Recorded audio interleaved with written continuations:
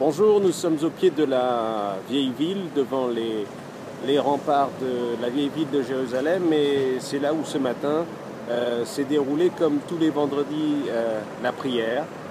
Alors on s'attendait éventuellement à de possibles troubles, bien qu'une trêve ait été signée. Je ne sais pas si vous voyez, mais là, derrière moi, il y a les policiers des unités anti-émeutes. Eh bien, ces policiers sont en train de tout simplement de plier bagages, de ramener leur matériel, leur sac, d'enlever leur casque, leur protection, parce qu'il n'y a eu absolument aucun trouble.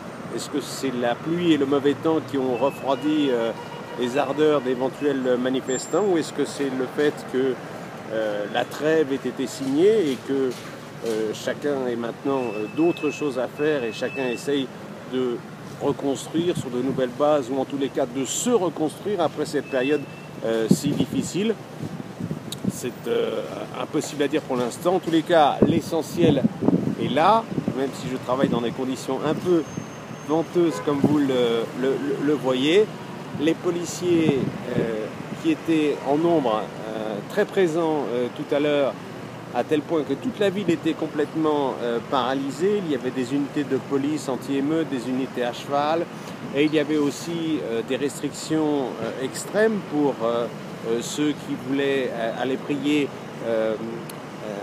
à la mosquée Al-Aqsa, comme chaque vendredi à Jérusalem, la mosquée Al-Aqsa étant le troisième lieu saint de l'islam. Eh bien, cette prière s'est bien déroulée. Je suis arrivé un peu en retard à cause des conditions de circulation, de la pluie et du fait que même au bout du monde, eh bien, il y a des gens qui mettent des prunes et vous emmènent la voiture à la fourrière. Mais en tous les cas, le point de la situation ici à Jérusalem, calme plat, météo assez maussade, prière, jour de prière dans des conditions tranquilles, pas de manifestation de colère spéciale, et je vais maintenant me diriger vers un autre point pour essayer de vous rendre compte de la situation.